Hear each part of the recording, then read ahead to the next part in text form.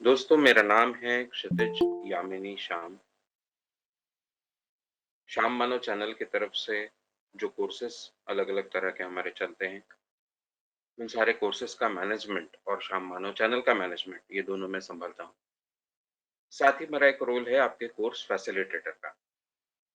ये कोर्स आप करते हैं, इन कोर्स को जब आप हमने एक रिकॉर्डेड वीडियो के रूप में उन्हें आपको दिया है, साथ में नोट्स वगैरह होते हैं।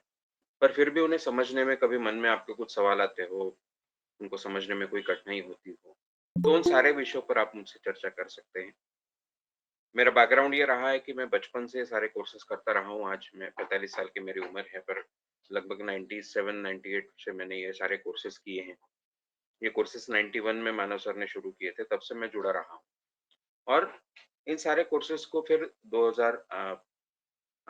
7 से 2005 से मैं भी सिखाता रहा हूँ, मैं भी ट्रेनिंग्स लेता रहा हूँ।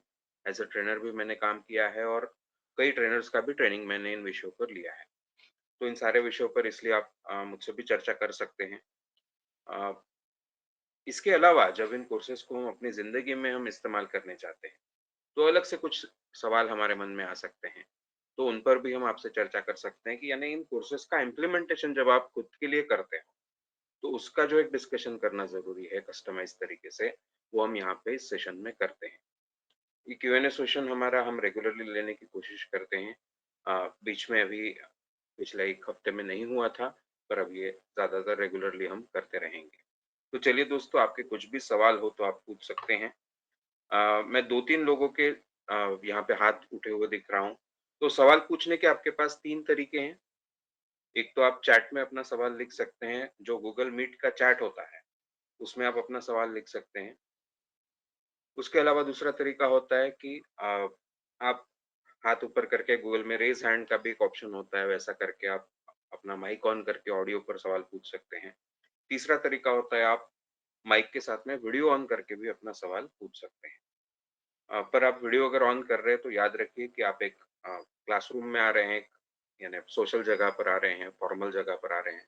तो वैसा आपका बैकग्राउंड है, कपड़े हैं, इतना ध्यान आपने रखना है। ठीक है दोस्तों, तो चलिए आपके सवाल हम लेते हैं। 3-4 लोगों ने हाथ उठा लिए हैं, तो मैं पहले उनके पास 1-2 सवाल लेते हैं और फिर चैट में भी 1-2 2-3 सवाल शायद आ चुके हैं, उनको भी मैं लूँगा। तो अमरदेव सिंह जी, आपने हाथ उठाया है, आपका कुछ सवाल हो तो अपना माइक अनम्यूट कीजिए और सवाल पूछिए। बाकी सारे लोग अपना माइक और कैमरा तब तक ऑफ रखें तो अच्छा रहेगा, तो डिस्टर्ब नहीं होता है, बाकी सबको फ़ोकस कर सकेंगे सारे। अमरदेव सिंह जी, आपका मैम कैमरा अनम्यूट कीजिए, अपना माइक अनम्यूट कीजिए और सवाल पूछिए।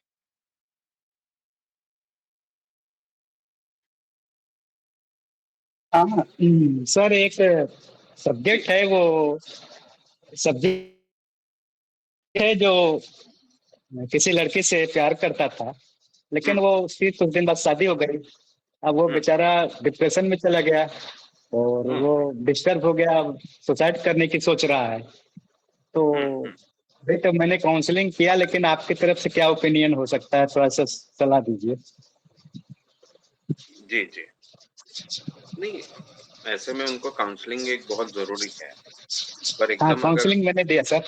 हाँ, जी, जी, लेकिन वो बार ठीक, बार फोन करके डिस्टर्ब कर रहा है, तो और क्या किया जी, जा सकता है? जी, जी। तो अगर उसको डिप्रेशन जैसा कुछ हुआ है, तो हमने हम्म, उसके सारे सिम्पटम्स जान के ये जानना चाहिए कि उसको अगर डिप्रेशन हुआ है, तो उसको शायद दवाइयों की भी ज़रूरत पड़ सकती है, एंटी डिप्रेसेंट्स वगैरह की। तो वो है क्या, एक आप पहले उसका एक असेसमेंट ले लो। अब ऐसे में हम क्या करेंगे उसको कि काउंसलिंग में आप क्या समझाओगे उसे? तो नॉर्मली मैं जब ऐसा कोई बोलता है, सुसाइड अटेम्प्ट की बात होती है वगैरह, तो अब ये लोग डिप्रेशन के कारण या इतने परेशान होते हैं कि उनको लगता है कि ये परेशानी खत्म कर, उनको ज़िंदगी खत्म करनी है, ऐसा नहीं होता है। पर उनको उसका कोई उपाय नहीं दिखता है कि मेरी परेशानी खत्म होने का कोई दूसरा उपाय नहीं है, इसलिए वो ज़िंदगी ये खत्म चीज है। करते हैं, है ना? तो मेरा पहला यही होता है कि मैं उनको, अब हमेशा देखिए कि ऐसे में हम उनके विचारों में भी एक अतार्किकता होती है, तो हम उनको कैसे रैशनलाइज़ करेंगे? तो ये पहले मैं वो याद दिलाता हूँ कि वैसा करने से क्या होने वाला है? मर जाओगे तो ठीक है, ये दर्द खत्म हो जाएगा, पर बाकी सब भी खत्म हो जाएगा। एक ही चांस है हमारे पास। अब रैशनली अगर हम बात करें तो पुनर्जन्म वगैरह तो हमको पता नहीं है होता है क्या? रैशनली तो देखें तो ऐसा कुछ होता नहीं है। अब ऐसे में क्या होगा फिर? यानी एक ही चांस हमारे पास जो 70, 80, 100 साल जीने का है, वो भी चांस तुम गँवा दोगे।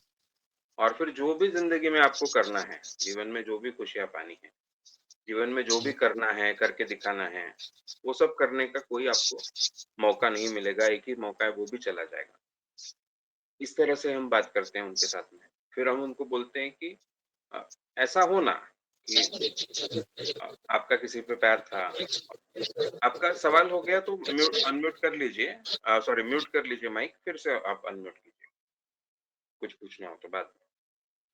तो हम उनको ये बोल सकते हैं। फिर उसके अलावा हम याद दिलाते हैं कि आपके मरने से कुछ फ़ायदा नहीं होने वाला। उसकी जो शादी हो चुकी है, उसको भी बुरा लगेगा जिससे आप प्यार करते थे। उसकी भी ज़िंदगी में खुशियाँ कम हो जाएँगी। आपके बाकी जो जीवन में लोग हैं, उनके भी बारे में आपकी कुछ ज़िम्मेदारियाँ हैं। वहाँ से भी उनको भी बहुत दुःख होगा, उनकी भी खुशियाँ कम हो जाएगी, उनका भी नुकसान होगा। आपकी भी जो ज़िंदगी है, वो भी आपका नुकसान होगा। तो अभी जो ये आपका इमोशन इतना बढ़ा हुआ है कि आपको मरने की इच्छा हो रही, तो ये कोई इमोशन परमानेंट नहीं रहता है। यानी प्यार का भी इमोशन आप देखोगे तो कई जिनके लव मैरिज हुए, वो शादी के बाद भी वो वैसे ही टिकता है, ऐसा नहीं है। तो इमोशन बदल सकते हैं हमारे।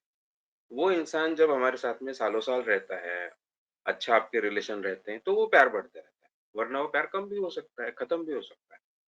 तो ऐसी चीज़ के लिए यानी जो वैसे शायद जैसे मैंने कहा कि इमोशन बदलते रहते हैं, उसे ठीक करने के लिए परमानेंट सॉल्यूशन नहीं करने चाहिए ना, क्योंकि मौत, मर जाना, ये तो परमानेंट सॉल्यूशन नहीं है टेम्परेरी चीज़ का, तो ये बराबर नहीं होगा। तो इस तरह से हम समझा सकते हैं, तो क्योंकि आप उनके साथ कम्युनिकेशन में हो, तो उन्हें आप कैसे समझा सकते हो? आपको इस तरह से एक रैशनल उनको समझाना पड़ेगा। अ, उनको ये भी बोलना पड़ेगा कि आप अब देखो सुसाइड का मन में आए या नहीं, इंसान सुसाइड ही करता है ऐसा नहीं है, पहली बात। कितनी सीरियस मुद्दा है। सच में वैसा कुछ सुसाइड का चांस दिख रहा है क्या? ये भी एक असेसमेंट आपको करना पड़ता है। डिप्रेशन में अगर वैसा बोल रहा है तो जैसा हमने पहले कहा कि उनको मेडिसिन के लिए भी आपको बोलना पड़ेगा शायद। और समझाने के लिए उनको ये सारा रैशनली बातें समझाइए। और ये भी हमको समझाना है उनको कि जो भी आपको करना है, हो सकता है कि आपको और अच्छा पार्टनर मिलेगा कल जाके, आपको और अच्छा जीवन साथी मिले। आज हम देखते हैं कि डिवोर्स वगैरह भी नॉर्मल बात हो गई है। कई लोग तो एक से ज़्यादा डिवोर्स होते हैं और फिर भी बहुत अच्छा पार्टनर उनको मिलता है। तो ऐसे में ये जो आप सोच रहे हो कि जिससे मैं प्यार करता था वो अभी मिल नहीं रही है, तो मैंने मर जाना, ये तो कहीं से भी ठीक नहीं है। तो वो किस तरह से इर्रेशनल है, ये उनको अब वो कैसा हो गया, कस्टम बात हो गई। यानी ये हम आप दोनों बातें करके एक स्टैंडर्ड तरीके से समझा जा सकता है, ऐसा नहीं। तो रैशनली क्या-क्या हो सकता है, ये तो मैंने बताया। अब इसमें और कुछ आपको अगर डिस्कस करना हो तो आप कीजिए, आप बोलिए। आपने कुछ हाँ बोला हाँ या सर, कुछ ये चीज हम सर वो हाईली सजेबल सब्जेक्ट सब्जेक्ट है। तो हुँ, क्या वो ड्रिप ट्रांस में ले जा करके उसको दर उसका प्रतिबिंब दिया जा सकता है, को दिखाया जा सकता है कि थोड़ा सा उसको थोड़ा सा जो उसके साथ पल बिताए हैं वो याद करके वो बड़ा उसको डिस्टर्ब रहता है, कहता है कि उसके साथ जो पल बिताए हुए हैं उससे सुनकर वो थोड़ा डिस्टर्ब है। क्या वो डीप ट्रांस में ले जाकर के उसको रिमूव किया जा सकता है कि या कि वो भाई वो आपका गुलाम नहीं है, वो आपका नौकर नहीं है, वो भी स्वतंत्र प्राणी है, ऐसा कुछ किया जा सकता है? हाँ, तो ये जैसा एक मुद्दा आपने बोला कि जिस व्यक्ति से आप प्यार करते थे, जिस लड़की से, वो कोई आपकी गुलाम नहीं थी कि आप वो तो शादी ही करेंगे आपसे। अब उसने निर्णय लिया है दूसरा, वो आपने एक्सेप्ट करना चाहिए। अब ये एक रैशनल मुद्दा हो गया। मैंने 2-3 रैशनल मुद्दे बोले, तो ये जो भी 3-4 रैशनल मुद्दे हैं, उसको लेके आप उनको ये कर सकते हो कि वो ट्रांस में आप उनको लेके जाइए और उनको ये सजेशन दीजिए कि जब भी उनके दिमाग में वो लड़की के बारे में विचार आते हैं और दुःख होता है, तो तब उनके मन में सारे रैशनल विचार आएँगे। और रैशनल विचार आएँगे, जब भी ये मन में आएगा, जब भी उनके बारे में वो लड़की के बारे में विचार आएँगे, दुःख होगा, तो जल्दी से वो वहीं रुक जाएँगे विचार और उसके बजाय ये रैशनल विचार आएँगे। आप रिलैक्स फ़ील करोगे, एकदम हल्का-हल्का फ़ील करोगे। आप बोलोगे कि चलो उसकी निर्णय था उसकी ज़िंदगी का, वो मैंने उसे निर्णय के लिए अब मैं कौन होता हूँ वैसे उसे उस निर्णय को लेकर ये देने वाला परमिशन, पर मैं परमिशन दे दी मेरी तरफ से मैंने उसे और मैं अभी रिलैक्स हूँ, अब मेरी ज़िंदगी में मैं और अच्छे से जीने वाला हूँ।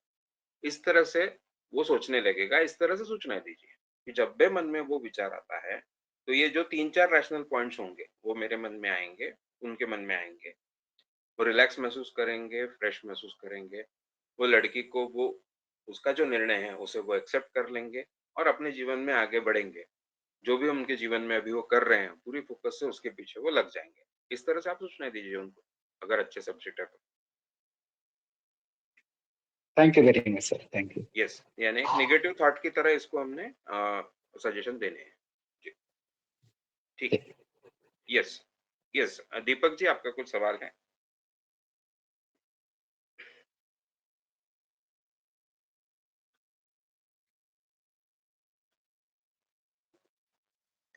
दीपक छाबरा जी। हाँ,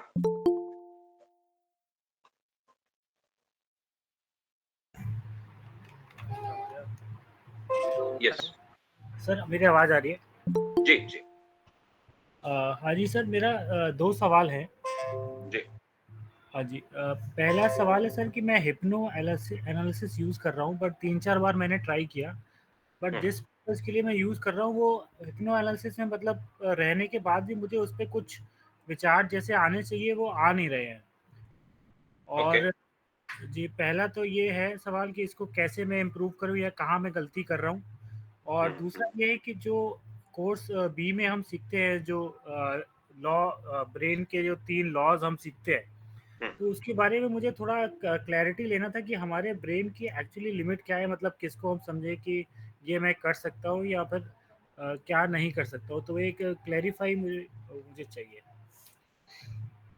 ठीक है। जी, तो थैंक हिप्नो यू। एनालिसिस में आप कौन से विषय पे के बारे में सोचते हो?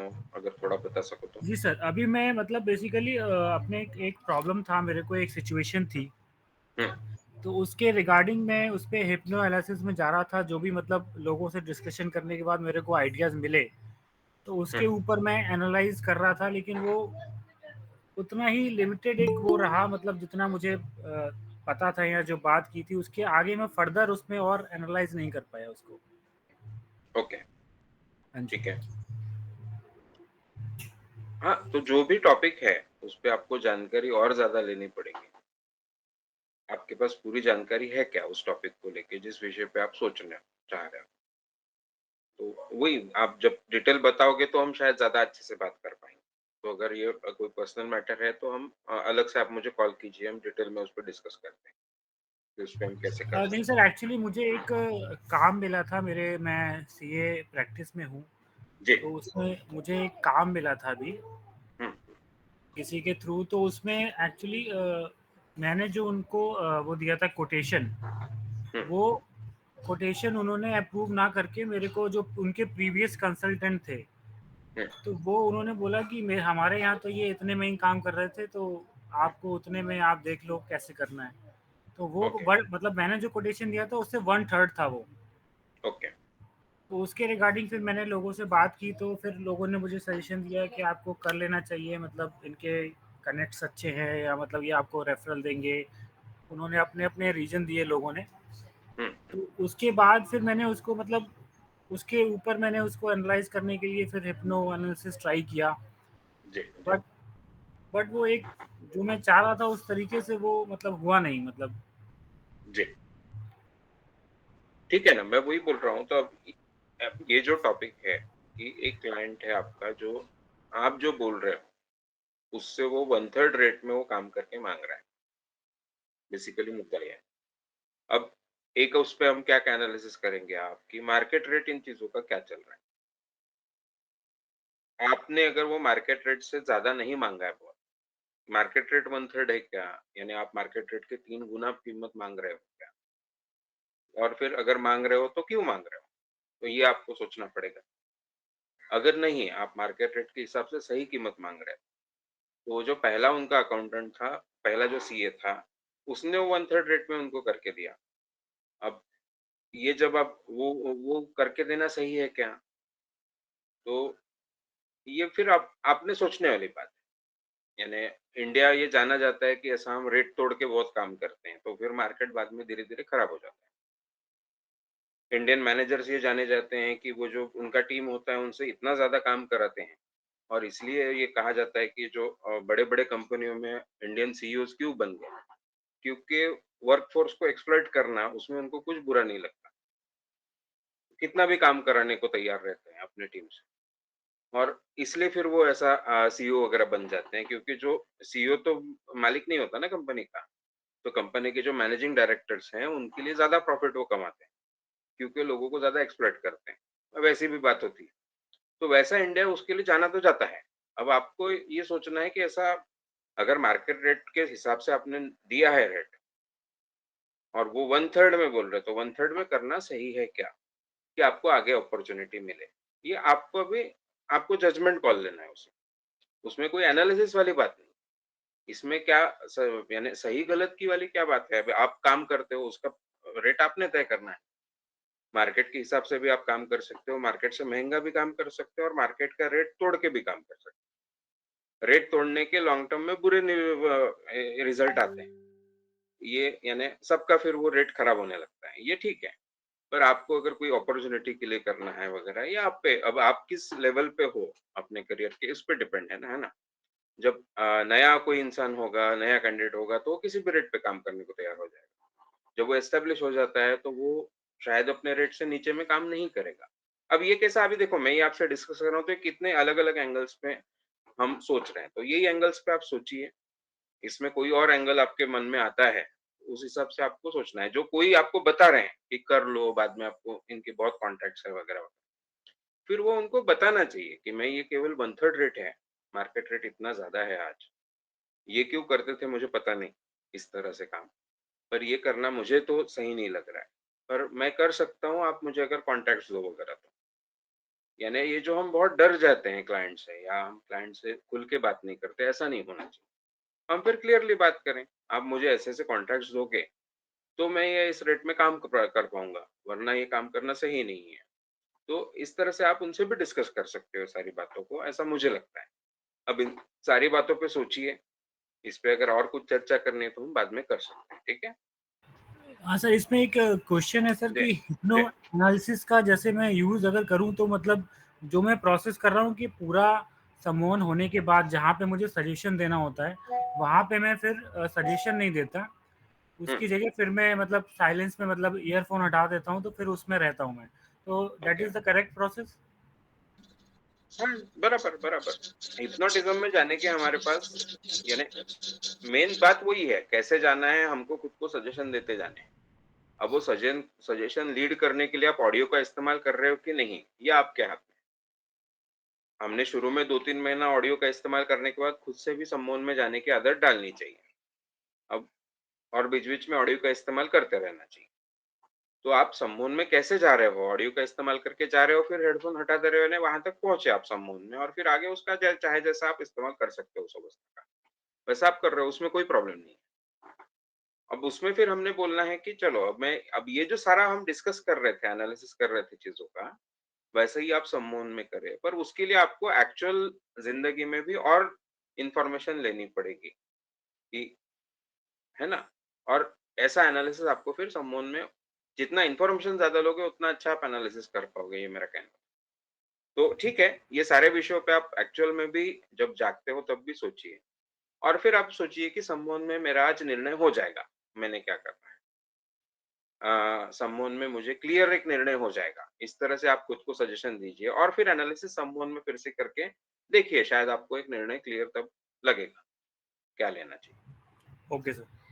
हाँ। दूसरा जो था वो जो ब्रेन के 3 लॉज़ है या उनकी तो उसको लेकर कोई पर्टिकुलर सवाल है आपका या वो ब्रॉड हो रहा है बहुत अभी आपका सवाल? क्वेश्चन में मतलब एक्चुअली सर हुँ, पर्टिकुलर सवाल ये है कि मैं कोई चीज़ कर रहा हूँ, जैसे हुँ, आपने एक लास्ट सेशन में किसी ने पूछा था मेमोरी से रिलेटेड, हुँ, तो आपने बोला था कि मेमोरी से रिलेटेड कोई भी ब्रेन की लिमिट नहीं है, वो कुछ भी याद कर सकता है, ऐसा कुछ भी नहीं है। येस। तो वही मैं जानना चाह रहा था, जैसे मैं कोई भी काम करने जाऊँ, जो भी मैं करने जा रहा हूँ, तो वहाँ पे कहाँ पे मतलब मुझे अपनी लिमिट पता होनी चाहिए या फिर मेरी कोई लिमिट ही नहीं है, मैं कुछ भी कर सकता हूँ? इंटेलिजेंस की कोई वैसे लिमिट नहीं है, ब्रेन की कोई मेमोरी की कोई लिमिट नहीं। इनमें देखा गया है कि ब्रेन एक मसल की तरह काम करता है या ब्रेन प्लास्टिसिटी यानी क्या तो हमने देखा है कि ब्रेन में अभी बाकी शरीर के जो नए-नए सेल्स बनते हैं, वो जैसे-जैसे उम्र बढ़ती है वो बनना कम होता है, पर ब्रेन का ऐसा नहीं है। ब्रेन में सेल बनते रहते हैं और ब्रेन जो ज़्यादातर काम करता है वो नए सेल से नहीं काम करता, वो जो पहले के ही सेल्स है ब्रेन के, उनमें कनेक्शंस बढ़ाते हुए काम करता है। तो वो कनेक्शन तो कितने भी बन सकते हैं। तो इन दोनों के कारण एक तो सेल्स भी बनते रहते हैं ब्रेन में नए-नए और हमेशा हम मौत होने तक हमारे बनते रहते हैं, अगर ब्रेन की कोई बीमारी आपको नहीं हुई अल्ज़ाइमर की। तो ऐसे में हमको पता है कि ना हमारे मेमोरी की कोई कैपेसिटी है यानी ऐसी कोई लिमिटेशन है, ना हमारे इंटेलिजेंस की कोई लिमिटेशन। इसलिए पहले के ज़माने में आईक्यू को बहुत महत्व दिया गया था बीच के ज़माने में, कि आईक्यू नंबर जो भी किसी इंसान का है, यानी वो उसके इंटेलिजेंस का नंबर हो गया, उसके इंटेलिजेंस का मेजर हो गया, कि ये इंसान इतना इंटेलिजेंट है। फिर बाद में पता चला कि नहीं ऐसा कुछ नहीं है। वो जो आईक्यू के टेस्ट होते हैं उनका आप प्रैक्टिस करो और अच्छे से प्रैक्टिस करो और फिर से दो, तो वो बदल जाता है क्या नंबर। अगर वो नंबर इम्प्रूव हो रहा है इसका मतलब क्या है? तो वो आईक्यू टेस्ट केवल इस काम में आते हैं कि आपका ब्रेन हेल्दी है कि नहीं इतना समझने के काम में आते हैं। यानी अराउंड 90 वगैरह जो उसका आईक्यू नंबर आता है, उसके ऊपर जो भी जिनका नंबर आता है, 90 के आस-पास जो लोग होते हैं वो बाउंड्री पे होते हैं। शायद ये मंदबुद्धि है या नॉर्मल है, उसके नॉर्मल ये भी सही नहीं होगा, चलो हेल्दी इंटेलिजेंस के। उसके आस-पास का वो नंबर होता है। 100 के ऊपर यानी ये 100% हेल्दी इनका ब्रेन है। पर 100 के ऊपर जिनका आईक्यू है, तो 100 वाला आईक्यू इसका मतलब वो ज़िंदगी भर 100 ही रहेगा ऐसा कुछ नहीं है। वो पढ़ाई करे, नॉलेज ले रैशनली सोचना सीखे, लॉजिकल सोचना सीखे और नॉलेज बढ़ता जाए, वो आईक्यू बढ़ता रहता है, बढ़ जाता है, ऐसा है। तो इसका मतलब हमारा आईक्यू कुछ ऐसा तय नहीं होता, कोई लिमिटेशन हमारे इंटेलिजेंस के नहीं है और ना ही लिमिटेशन हमारे कोई मेमोरी के हैं। मेमोरी में हम देखते हैं कि हम कितनी भी चीज़ें याद रख सकते हैं, उसकी कोई लिमिट किसी की आज तक नहीं आई, इसलिए हम ऐसा बोल सकते हैं। ओके ठीक है? सर। जी। अब इसमें यही होगा कि हम कोई भी नई चीज़ सीखने में, कोई भी नया नॉलेज लेने में हमको वक़्त लगेगा। वो स्पीड भी हमारा डिपेंड होगा कि हमको जैसे अभी मेमोरी कैसे काम करती है, तो मेमोरी टेक्निक्स या मेमोरी के जो हमारे मेमोरी का स्किल यूज़ करने का अगर अच्छा है ओवरऑल, तो आप देखोगे कि आपकी मेमोरी ज़्यादा फ़ास्ट काम करेगी। यानी जल्दी याद हो जाएगा, ज़्यादा एक्यूरेटली याद रहेगा, ज़्यादा एक्यूरेटली आप रिप्रोड्यूस कर पाओगे, यानी फिर से उसे याद करके बोल पाओगे, लिख पाओगे। इसका स्किल हमको इम्प्रूव करना पड़ता है। वैसे ही नई चीज़ें सीखनी है जो भी, वो हम हमेशा सीखते रह सकते हैं। उसके लिए हमको वो प्रैक्टिस करने के तरीके हम इस्तेमाल करें, तो हम बहुत अच्छे से ट्रेनिंग ले सकते हैं इन चीज़ों का। खुद को ट्रेन करके उसको इम्प्रूव हम कर सकते हैं। यस, ठीक है? Thank you sir. Yes yes, Tushar ji आपका सवाल है तो हम लेते हैं और उसके बाद मैं चैट में से 2 सवाल लूँगा। यस, तुषार खोब्रागडे जी।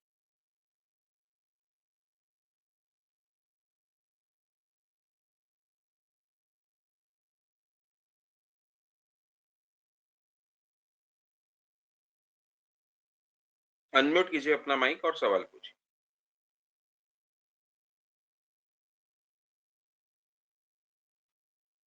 या तो मेहताब अली जी आप पूछ सकते हैं सवाल। हॅलो हाँ, हेलो। सर, मला डाऊट होता. हाँ, हाँ। साहेब नमस्कार. अच्छा, अक्षय जी आपलं आप पूछ रहे हैं। हा ठीक है, मी बोलतो सर. ओके। ऍक्च्युली जे C2 कोर्स जो आहे सर, तो कम्प्लीट झालेला आहे का सर त्याच्यामध्ये? कारण की थोडा कोर्स बाकी होता त्याच्यामध्ये. C2 में सर ने ऐसा डिक्लेयर किया था यहाँ के पुणे में जो हुआ था कि मैं और कुछ टॉपिक्स लेना चाहता हूँ, पर फिर से उन्होंने जब वो रिवाइज किया कोर्स, मैं खुद भी वीडियो देखा, तो ओके तुषार जी, मैं आपका चैट में जो सवाल है वो वहाँ से लेता हूँ, कोई प्रॉब्लम नहीं, अनम्यूट नहीं हो रहा है। मैं यहाँ से अनम्यूट करके देखता हूँ फिर ये होने के बाद जवाब। हाँ, तो C2 के पुणे के यहाँ पे जो हुआ था, क्योंकि C1 और C2 काफ़ी दिन लंबे चले थे कोर्स, तो कुछ टॉपिक सर को लग रहा था कि वो फिर से लेने चाहिए। इसलिए उन्होंने पुणे में ये बोला था कि मैं इसे कुछ और एडिशन करूँगा। पर फिर से जब उन्होंने रिवाइज़ किया वो कोर्स, तो वो जो लेना चाह रहे थे वो सारी चीज़ें डिटेल में वो ले चुके हैं। तो इसलिए अलग से उसको कोई लेने की और ज़रूरत नहीं है। तो आपके कुछ सवाल हो C1, C2 से रिलेटेड है ना, टॉपिक से रिलेटेड, उन पे हम चर्चा कर सकते हैं, पर वो कंप्लीट कोर्स है। आपको सर्टिफ़िकेट चाहिए होगा तो वैसा आप हमको बताएँगे, तो हम सर्टिफ़िकेट भी आपको उसका दे देंगे, कोर्स ही सर कंप्लीट। जैसे जैसे कि मैंने जो हिप्नोटिज्म के ऊपर A B C1 C2 course सब किया है, ठीक है। हुँ, तो ठीक है। जो मैं तो खुद वो फील नहीं कर पा रहा हूँ, मतलब डीप ट्रांस वाला। हुँ, एंड थ्योरी तो सब सीख लिया हूँ। तो हुँ। प्रैक्टिकल के लिए मुझे सब्जेक्ट कहाँ पे मिलेंगे? मतलब मुझे ऐसा लगता है कि वो इतना रियल नहीं है हिप्नोटिज्म, ऐसा लग रहा है, ऐसा लगता है। रियल नहीं है ये तो सवाल में ही कोई मतलब नहीं, क्योंकि यानी इतने लोग हिप्नोटिज्म का अनुभव लेते ही है और आप भी हिप्नोटिज्म का अनुभव लेते हैं। डीप ट्रांस का अनुभव हमको पता है कि सारे लोग नहीं ले सकते। वो कुछ ही लोग जाते हैं, यानी अराउंड 20% लोग दुनिया के जाते हैं डीप ट्रांस में। तो यानी उस पे से वो सोचना कि हिप्नोटिज्म वगैरह होता ही नहीं है, ये तो कोई लॉजिक ही नहीं हुआ। हिप्नोटिज्म में तो हम जाते ही हैं सारे लोग। जैसा उसका सबसे हमको पता है कि बेसिक उसका ये क्या है कि उतना देर हम 20-25 मिनट बिना हिले बैठ सकते हैं। ये आप जागते हुए करके देखो, पॉसिबल ही नहीं है। आप सोए नहीं हो, आपको पता है। आप बिना हिले बैठ पा रहे हो 20 मिनट, इसका मतलब आप जाग भी नहीं रहे हो, क्योंकि जागते वक़्त इंसान वैसे बैठ ही नहीं सकता है।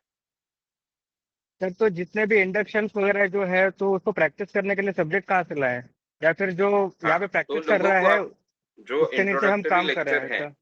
जो कोर्स ए का इंट्रोडक्टरी लेक्चर है, उसमें जिस तरह से हाँ, सीरियसली श्याम मानव सर ने हिप्नोटिज्म के बारे में लोगों को समझाया है, हाँ। वैसा अपना एक थोड़ा स्पीच आप तैयार कीजिए कि 10-15 मिनट में आप सीरियसली कैसे समझाओ लोगों को। सम्मोहन क्या होता है, कैसा होता है, उसके क्या फ़ायदे होते हैं। वो चीज़ों अच्छे से लोगों को समझाइए और फिर उनको बोलिए ये आपको करके देखना है क्या? मैं ये सीख रहा हूँ। या मैंने सीखा है, ये कोर्स किया है मैंने, तो आप भी करके देखिए, और उसमें मैं यही सजेशन सारे देने वाला हूँ। क्योंकि क्या होता है, वो जो स्टेज प्रोग्राम में लोगों ने देखा होता है कि लोग हँसते हैं वो सारी चीज़ें करने वाले लोगों पे। अ, उनका मज़ाक उड़ाया जाता है, इसके लिए लोग डरते हैं कई बार, या सम्मोहन को लेकर उनके मन में गलतफ़हमियाँ भी होती हैं। ये कोर्स में तो हमने डिस्कस किया है पूरा। जो अंधश्रद्धाएँ उनके मन में होती है सम्मोहन के लेकर, उनको आप वो सारा टॉपिक आप पढ़ लीजिए ठीक से, उनके मन की अंधश्रद्धाएँ दूर कीजिए, उनको ठीक से कन्विंस कीजिए, तो वो तैयार हो जाएँगे। ओके, सर प्रैक्टिकल्स होने वाला है क्या पुणे में? अ, ऐसा अभी हम शुरू कर रहे हैं, अभी फिर से नवंबर से हम शुरू करेंगे कोर्स ए का, तो हम यानी रिकॉर्डेड एंड लाइव ऐसा दोनों मिल के ऐसा कोर्स हम एक्चुअल लोनावला में लेने वाले हैं नवंबर में। तो वो तो हम ओके, शुरू कर रहे हैं, तो उसमें सी का भी हम ज़रूर प्लान करेंगे। पर मैं एग्ज़ैक्ट C2। अभी डेट नहीं बता पाऊँगा। ओके, ओके, तो पहले क्योंकि एक कोर्स से शुरू हो रहा है, ओके। ठीक है? ठीक है सर, थैंक यू। यस, तो पर आप लोगों को पहले गलतफ़हमियाँ दूर कीजिए, सम्मोहन के बारे में अच्छे से उनको थोड़ा एक नॉलेज दीजिए और फिर उनको आप कन्विंस कीजिए। दोस्तों में जो मज़ाक उड़ाने वाले दोस्त हैं, उनको मत कीजिए। जो सीरियस दोस्त हैं थोड़े, जो समझते हैं इन चीज़ों को, उनको शायद वो मानव सर का इंट्रोडक्टरी सेमिनार सुनाइए, कि मैंने इनसे सीखा है, ये सेमिनार आप एक बार सुनिए और फिर ये हम करके देखते हैं। ऐसा आप कर सकते हो और उनकी गलतफ़हमियाँ दूर कीजिए। आपके जो घर के लोग हैं, रिश्तेदार वगैरह हमारे होते हैं, उसमें भी जो लोग आपको थोड़ा मानते हैं, आपको रिस्पेक्ट करते हैं, वैसे लोगों से आप बात कर सकते हो, उनको बता सकते हो। उन पे भी ये करके देख सकते हो। वैसा आप सर करके देखिए। सर इंडिया में क्लिनिकल हिप्नोसिस का कोई अप्रूव्ड सोसाइटी ऐसा है सर? नहीं है, पर इंडिया में उसको रोकने के लिए कोई वैसा कानून भी नहीं है कि आप अगर प्रैक्टिस करना चाहते हो हिप्नोटिज़्म की। अब कई लोग तो जैसे अभी मानव सर के कोर्स में जो भी साइंटिफिक नॉलेज आज हमारे यानी नॉर्मली जो भी इंसानों को पता है, वो सब देने की कोशिश है। वो करके आप सिखा रहे हो। कई लोग तो कुछ भी नहीं सीखे होते हिप्नोटिज़्म, फिर भी एक सम्मोहन तज्ञ खुद को बोलते हैं, हिप्नोटिस्ट बोलते हैं और काम शुरू कर देते हैं। तो उसके खिलाफ ऐसा कोई कानून भारत में नहीं है। बस कोई गलत दावे नहीं करने हैं कि मैं हमारे इससे ये बीमारी ठीक हो जाएगी, वो बीमारी ठीक हो जाएगी। ऐसे कोई गलत दावे बस हमको नहीं करने हैं। ये भी वैसे सी कोर्स में आपको बोला गया है, बताया गया है। ओके। हाँ, यानी कैसा मैं कह रहा हूँ, यानी और कोई ऑफ़िशियल ऐसी कोई ये भी नहीं है सर्टिफ़िकेशन कि हम्म। जो करना ज़रूरी है सम्मोहन तज्ञ बनने के लिए। खैर ओके। ऐसा कोई कानून भी नहीं है कि आप अगर आपके पास नॉलेज है, अब जैसे मुझे डांस का नॉलेज है, मैं किसी को सिखाना चाहूँ, तो उसके लिए मुझे कोई सर्टिफ़िकेट चाहिए क्या? नहीं चाहिए। हुँ, उसके खिलाफ हुँ, कोई कानून है क्या? नहीं है। तो वैसे ही सम्मोहन आप समझ लीजिए। उसके खिलाफ भी कोई कानून नहीं है, बस वो कानून कहाँ टूटता है अगर हम कोई गलत दावे करें तो। तो वो जो ओके। गलत दावे करने वाले लोग होते हैं, उन पे जो कानून लागू होता है, वैसे ही लागू हम पे भी हो जाएगा। वो हमने नहीं करना है। एंड सर और एक क्वेश्चन है लास्ट कि जी। सनातन सनातन संस्था जो है, जो जिन्होंने ये मिसयूज़ किया है हुँ, हिप्नोथेरेपी का, तो हुँ। मतलब हम फेलियर रहे हैं क्या उनके खिलाफ में? हम फेल हो गए मतलब वो तो चालू ही है ना अभी तक? हाँ, तो दुनिया में किसी कौन से बाबा के खिलाफ हम ऐसे बंद कैसे करेंगे हम? हम कोई सरकार नहीं है देश की, है कि नहीं? हम लोगों को कन्विंस करने की कोशिश करते हैं। अब अंधविश्वास निर्मूलन वाला काम करने वाले लोग इतनों से हैं। यानी भारत में आप देखोगे तो 1% भी लोग आपको नहीं मिलेंगे जो अंधविश्वास के खिलाफ है। अब करेक्ट, 1% लोग 99% लोगों पे कैसे उसको तो टाइम लगेगा ना बहुत। पर जहाँ पे ऐसा हुआ है, जिन देशों में लोग साइंटिफिक सोचने लगे हैं, अंधविश्वासों से बाहर आए हैं, वहाँ पे उसके वो देश को बहुत फ़ायदे मिले। तो आप अगर देखोगे दुनिया का मैप और जहाँ पे कहाँ पे खुशहाल लोग हैं, कहाँ पे डेवलपमेंट अच्छा है, कहाँ पे लोगों के एक-दूसरे से रिलेशन अच्छे हैं, कहाँ पे क्राइम कम है, कहाँ पे सारे लोग अच्छा जीवन जी रहे हैं, लाइफ एक्सपेक्टेंसी अच्छी है, मेंटल हेल्थ प्रॉब्लम कम है, हेल्थ प्रॉब्लम कम है। ऐसे अगर आप देशों को देखोगे, तो वहाँ पे आप पाओगे कि वहाँ पे रैशनैलिटी ज़्यादा है, साइंटिफिक सोचते हैं लोग, अंधश्रद्धाएँ कम है लोगों में। तो वो मैप आपको बिल्कुल एक-दूसरे से जुड़े हुए मिलेंगे। तो इस पे से हमको समझ में आता है कि पूरे देश के लिए, समाज के लिए अच्छा होता है। पर भारत अभी ओके, बहुत पिछड़ा है उन मामलों में। ओके। तो फिर जो हिप्नोटिज़्म का मिसयूज़ करने के ऊपर भी कोई लॉ नहीं है? अभी हम यानी और नीचे-नीचे जा रहे हैं। यानी अच्छे पहले कोई धार्मिक गुरु जो बहुत धर्म की बहुत डीप बातें बताते थे, उनको मानते थे। वहाँ से लेके तो अभी 5 प 10-10 साल के बच्चे कुछ भी बड़बड़ाते हैं, उस पे मानने लगे हैं। है नहीं? ओके, बागेश्वर बाबा जैसे बाबा जिनको कुछ भी नहीं आता यानी एकदम नॉलेज नहीं, कुछ नहीं ऐसा वो इंसान समझ में आता है, बोलते हुए ही समझ में आता है। उसको भी इतना मानने वाले लोग अभी हैं। तो हम हारे हुए नहीं हैं, हम और हारते जा रहे हैं। अंधविश्वास निर्मूलन की जो लड़ाई है वो और हारते जा रहे हैं। पर जो हार रहे हैं वो उससे समाज ही हार रहा है ज़्यादा। ओके। तो फिर मिसयूज़ करने का भी कुछ लॉ नहीं है मतलब अंधश्रद्धा मिसयूज़ कोई करे तो उसका कुछ लॉ नहीं है? अंधश्रद्धाओं के खिलाफ वैसे लॉ जैसे महाराष्ट्र में एक लॉ बनाया जो हमारे संगठन या मानव सर ने ही अपनी बहुत मेहनत उन्होंने की, वो लिखा भी उन्होंने वो पूरा लॉ। तो उसमें कैसा होता है कि अंधश्रद्धाओं का इस्तेमाल करके अगर लूटोगे या शारीरिक नुकसान करोगे है ना? एक्चुअल नुकसान जब किया जाता है, तो उसके खिलाफ अभी लॉ महाराष्ट्र जैसे राज्य में तो है। उसके 1-2 राज्यों ने वैसा का वैसा लॉ कॉपी करके किया है, बाकी देश में नहीं है वैसा। सेंटर में तो नहीं। हिप्नोटिज़्म मिसयूज़ का कोई लॉ नहीं है? हाँ, हिप्नोटिज़्म मिसयूज़ के खिलाफ वैसा अलग से कोई लॉ नहीं। अब ये ओके, हिप्नोटिज़्म ही अब देखिए हिप्नोटिज़्म जब हम बोलते हैं, तो मेडिटेशन ये जो कई सारे धर्मों में हिप्नोटिज़्म का कोई न कोई तरीका इस्तेमाल होता है। अब उसको करेक्ट। कैसे बैन कर सकते हो आप? उस पे नहीं आप कानून हुँ, ला सकते ना। वो धार्मिक स्वतंत्रता पे भी आता है लोगों की। तो ये जो ऐसे कल्ट होते हैं, सनातन एक कल्ट है। वो सारे कल्ट्स का एक होता है कि दुनिया डूबने वाली है, जो हमें मानेंगे वही बचेंगे। अ, इस तरह से चीज़ें बताकर लोगों को जोड़ देना और फिर मेडिटेशन वगैरह सम्मोहन का इस्तेमाल करके उनको दिमाग में ब्रेन वॉश कर देना, कि वो रैशनल सोचने के ही काबिल ना रहे। वो रैशनैलिटी पूरी तरह से छोड़ ही दे, लॉजिक ही छोड़ दे पूरा। यानी आप उनसे बात कीजिए तो आपको समझ में आएगा कि ये रियलिटी से कोई वास्ता ही नहीं बचा है इनका। कुछ तो भी कल्पनाओं में जी रहे हैं और वैसी बातें सच मानने लगे। तो वैसा कर देना है, ऐसे कल्ट कई होते हैं और वो कल्ट में से एक कल्ट है और सारे कल्ट इस तरह के टेक्निक्स का इस्तेमाल करते ओके। हैं। जी, यस चलिए अ, आगे बढ़ते हैं। मैं चैट में से लेता हूँ तुषार जी का सवाल, यहाँ पे भी पूछा था उन्होंने। हाँ,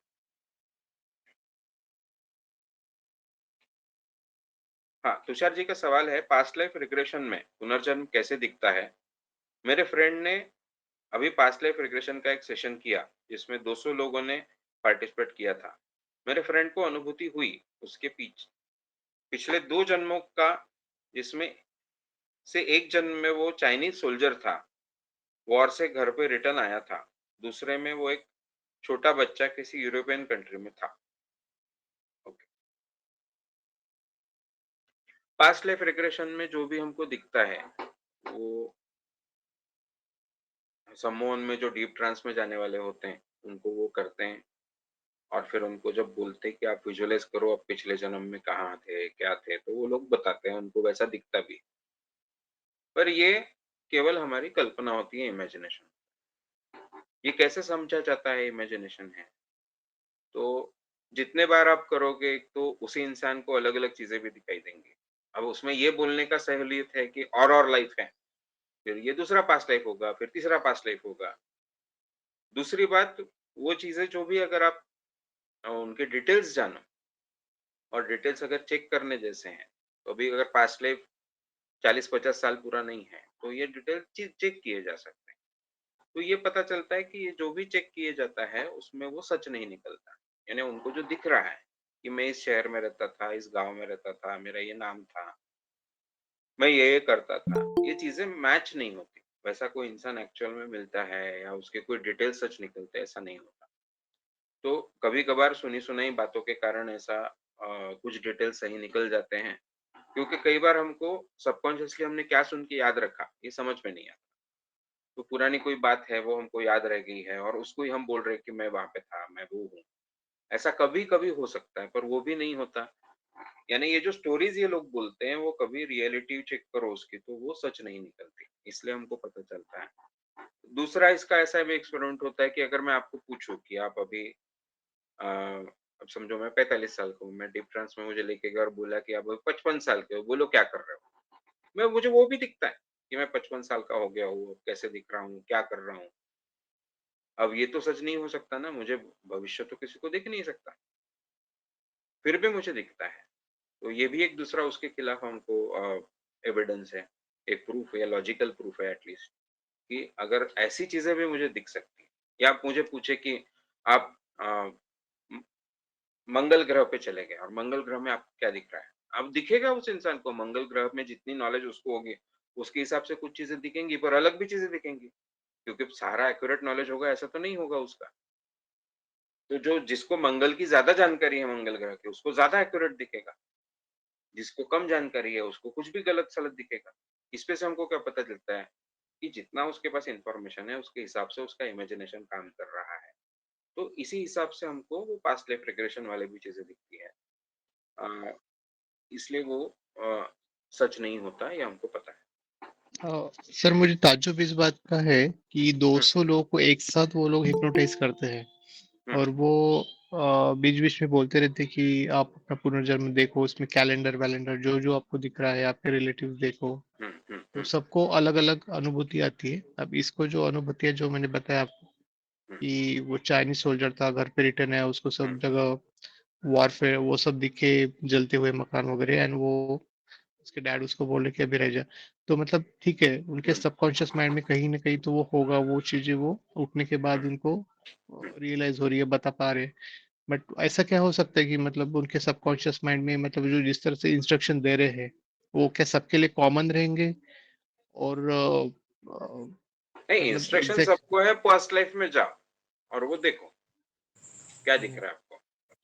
वो तो कल्पना सभी की होती है ना, हो सकती है क्योंकि ना। कुछ कुछ मैंने वीडियोज़ देखे यूट्यूब पे तो वो अभी जैसे लाइव मैं हुँ, मुझे आप कितना भी हिप्नोटाइज़ करो या कोई जो रैशनल इंसान है, उसे आप कितना भी हिप्नोटाइज़ करो, उसे शायद पास्ट लाइफ़ का कुछ नहीं दिखेगा। क्यों? क्योंकि मुझे पता है कि ऐसा कुछ होता नहीं।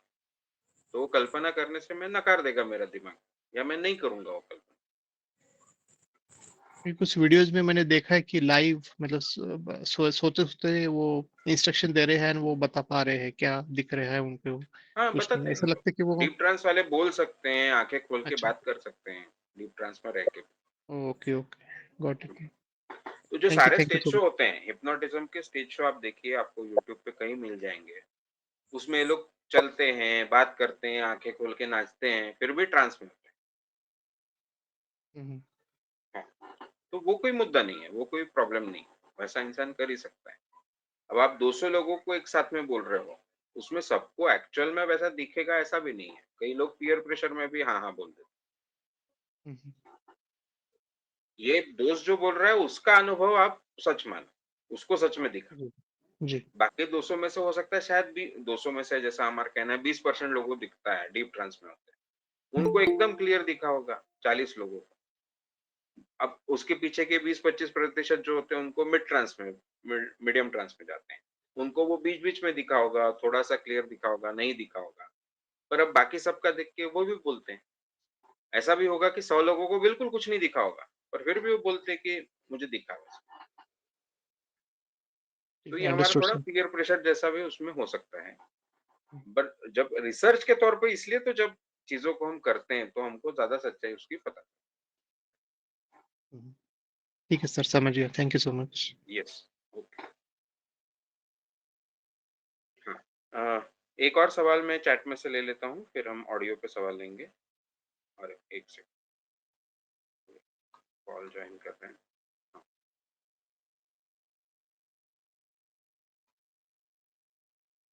हाँ, एक सवाल है, स्ट्रेस के कारण मैं सो नहीं पाती हूँ और मेरा हेल्थ खराब हो रहा है, मेरा दिमाग नहीं काम कर रहा। तो पहली तो बात, स्ट्रेस मैनेजमेंट वाला जो टॉपिक हमारे कोर्स ए में है, उसको ठीक से पढ़िए। उसमें 3 तरह से स्ट्रेस मैनेजमेंट के टेक्निक्स बोले गए। पहला टेक्निक है फर्स्ट एड का, यानी क्या? पहली चीज़ क्या करनी चाहिए, हमने रेगुलर हिप्नोटिज़्म का इस्तेमाल शुरू कर देना चाहिए, जिससे हमारा स्ट्रेस लेवल, एंग्ज़ायटी लेवल कम हो जाए। ठीक है? वो पूरा आपको चार्ट याद होगा कि एंग्ज़ायटी, स्ट्रेस यानी क्या? तो स्ट्रेस बढ़ता है जो भी हो रहा है ज़िंदगी में उससे। और कुछ चीज़ें हैं जिससे स्ट्रेस कम भी होता है, जैसे नींद ठीक से लो तो स्ट्रेस कम हो जाएगा। कोई एंटरटेनमेंट वाली बात करो तो स्ट्रेस कम हो जाएगा। तो नॉर्मल जो हमारी डेली रूटीन में स्ट्रेस कम करने वाली चीज़ें बढ़ाओ, स्ट्रेस बढ़ाने वाली चीज़ें कम करो, ये चीज़ों पे भी हमको ध्यान देना पड़ेगा। तो पहला तो हो गया, रेगुलर हिप्नोटिज़्म ऐड कर दो उसमें, उससे एक लेवल आपका स्ट्रेस का कम हो जाएगा, एंग्ज़ायटी कम हो जाएगी। दूसरा हो गया, डेली रूटीन में और कुछ चेंजेस करो, जैसे एक थोड़ा-सा अच्छा एक टाइम टेबल एक होना, एक रूटीन एक क्रिएट करो खुद का। एकदम मोनोटोनस रूटीन बनाना नहीं है, पर एक बेसिक रूटीन हमारा होना चाहिए, वैसा आप बनाइए। और उसमें ऐसी चीज़ें ऐड कीजिए जिससे आपका स्ट्रेस कम होता है। ऐसी चीज़ें उसमें ऐड करो, उसको लेके डिटेल में कोर्स ए में बोला गया है, आप नोट्स फिर से पढ़ो, आपको याद आ जाएगा। उसके बाद होता है कि फिर स्ट्रेस किन चीज़ों से बन रहा है, उन प्रॉब्लम्स को सॉल्व करने के लिए पूरी ताकत लगा के उनको सॉल्व करो। और ऐसा व्यक्तित्व बनाओ कि जो स्ट्रेस न लेने वाला। ये थर्ड वाला जो टॉपिक हमको पता है कि पर्सनैलिटी ऐसे हमको बनानी है कि स्ट्रेस ना आए। बड़े-बड़े हम काम जो भी करने हैं वो करें, फिर भी हमको स्ट्रेस ना रहे। ये हमको सीखना है, वैसा व्यक्तित्व हमको बनाना है। अब उसके लिए पूरा कोर्स है आपको अपनी ज़िंदगी में इम्प्लीमेंट करना है, तो जिससे आपका व्यक्तित्व वैसा बनेगा। तो ये सब आप करना शुरू कीजिए, शुरुआत कीजिए आप रेगुलर हिप्नोटिज़्म के इस्तेमाल से। जो नींद वाला प्रॉब्लम है, उसके लिए बहुत इम्पोर्टेंट, जैसे आपने कहा कि नींद नहीं आ रही है उसके कारण, तो रात में जब आप हिप्नोटिज़्म की प्रैक्टिस आप रेगुलरली खुद की करते हो, वो एक बार कर लो। फिर खुद को बताओ, अब ये जो मैं फिर से हिप्नोटिज़्म की प्रैक्टिस कर रही हूँ, ये केवल सोने के लिए कर रही हूँ। और तब वो पॉसिबल हो तो लूप में लगा दो। और हिप्नोटिज़्म फिर भी करो, सेकंड टाइम भी ऐसा मत करो कि कान में लगा के बस बाकी फिर दिमाग में चलो। हिप्नोटिज़्म पे ही ध्यान दो, वो लूप में जाने दो। और नींद के बारे में सोचो मत। नींद आए ना आए, अब मैं हिप्नोटिज़्म की प्रैक्टिस करती रहूँगी रात भर। लूप में चलता रहेगा, मैं हिप्नोटिज़्म की प्रैक्टिस करूँगी रात भर।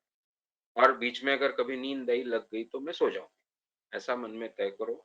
और हिप्नोटिज़्म को हेडफ़ोन में वगैरह आप लगा के कान में, आप ऐसा शुरू कर दो। नॉर्मली आपको पहला बार या दूसरे बार वो चल रहा होगा तब नींद आ जाएगी। फिर से बीच में जाग गए कोई प्रॉब्लम नहीं, फिर से इंडक्शन शुरू किया, लगा दिया हिप्नोटिज़्म, उसमें जो भी खुद को सजेशन आपको देने हैं वो बीच में वाला, वो वाला नहीं इस्तेमाल करना है, A1 का इस्तेमाल करो जिसमें पूरे सजेशन दिए ही गए हैं, वो पॉजिटिव सजेशन है। उन पे फ़ोकस करके हिप्नोटिज़्म की प्रैक्टिस जारी रखो।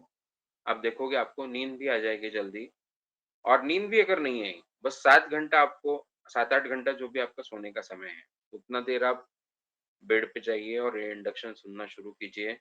7-8 घंटे में आपको शुरू-शुरू में होगा शायद 5 घंटे नींद आएगी, 3 घंटे आप इंडक्शन सुन रहे हो, फिर वो नींद का टाइम बढ़ता जाएगा, धीरे-धीरे ये प्रॉब्लम सॉल्व भी हो जाएगी, ठीक है?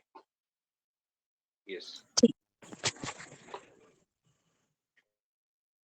हाँ, अभी ऑडियो में सवाल जिनको पूछने हैं, तुषार जी का हो गया। मेहताब जी आपको कुछ पूछना है तो पूछिए। यस। Hello sir. हाँ, यस, हेलो। आवाज आ रही है? हाँ, हाँ, आ रही है। हाँ सर, अभी जैसे हमारी लास्ट टाइम बात हुई थी तो हुँ, मैंने आपको बताया था कि मैं A1 कर नहीं पा रहा हूँ, थोड़ी एंजाइटी स्ट्रेस बहुत ज़्यादा है। हुँ, तो आपने ये बताया था कि खुद से करो, जी। खुद से कोशिश करो और आ, बैठो और 1 मिनट हो 1 मिनट करो, 2 मिनट हो 2 मिनट करो। तो मैंने क्या किया, जो आपकी 30 मिनट वाली जो वो है ना रिकॉर्डिंग, हुँ, जिसमें म्यूजिक है, वो लगाया और मैं कोशिश करने लगा। तो हाँ, पिछले 10 दिन से मैं लगातार दिन में 3 से 4 बार कर रहा हूँ। 3 अरे वाह! बार। जी सर। बढ़िया, और मैं 2 मिनट से 12, 13, 15 मिनट तक आ गया हूँ। बढ़िया, ठीक है। बहुत बढ़िया। अब उसमें सर मैं बस ये क्लियर करना चाहता हूँ कि जैसा मैं कर रहा हूँ, क्या मैं ठीक कर रहा हूँ? क्योंकि मेरी जो ना, एक तो डाइजेशन प्रॉब्लम है, एक मेरी एंग्जायटी की प्रॉब्लम है, ये 2 प्रॉब्लम है। मैं क्या करता ओके, हूँ, रिकॉर्डिंग लगाता हूँ। 1 सेकंड, अमर जी अपना हाँ, हाँ, बोलिए। मैं रिकॉर्डिंग लगाता हूँ सर, और रिकॉर्डिंग लगाने के बाद अच्छा मैं सर लेट के कर रहा हूँ, लेट के करने में तो कोई प्रॉब्लम नहीं है? बिल्कुल कोई प्रॉब्लम नहीं। Okay sir. तो मैं लेट जाता हूँ तो मैं क्या करता हूँ, पहले अपनी पूरी बॉडी के मसल्स रिलैक्स करता हूँ। जैसे प्रोजेक्टिव हमारा वो है ना P1, हुँ, इसको उसी तरीके से पैरों से सर तक के लिए रिलैक्स करता हूँ। उसके बाद डीप डीप स्लीप का कोड यूज करता हूँ और फिर अपने आप को सजेशन देता हूँ कि दिन पर दिन मेरी हर सांस के साथ मेरी पाचन क्रिया बेहतर हो रही है। हुँ, दिन पर दिन हर सांस के साथ मेरी सोच क्रिया साफ हो रही है। दिन पर दिन हर सांस के साथ मैं निरोगी बन रहा हूँ। ऐसे करके 3-3 हुँ, बार रिपीट करता हूँ। हुँ, तो हुँ, क्या मैं ठीक कर रहा हूँ सर? फिलहाल हुँ, तो ये पेट के लिए है। ठीक है, बिल्कुल, ये ठीक है सर? बिल्कुल, बिल्कुल। अच्छा उसको ठीक है। विजुअलाइज़ कीजिए पूरी अपनी डाइजेशन सिस्टम को, ठीक है। वो रिलैक्स हो रही है ऐसा पहले 3-4 बार रिलैक्स हो रही है ऐसा बोलिए और वो ठीक फ़ील है। कीजिए। ठीक है। रिलैक्स होने के बाद हम सेकंड करते हैं हेल्थ वाले मामलों में कि वहाँ से एंग्ज़ायटी बाहर निकलती जा रही है। हम्म। तो वो पूरी डाइजेस्टिव सिस्टम में से एंग्ज़ायटी बाहर निकलती जा रही मतलब है, ऐसा फ़ील सजेशन देने कीजिए। से पहले ऐसा फील करूँ? हाँ, सजेशन दीजिए और वैसा फ़ील भी कीजिए। अच्छा फील भी ठीक है।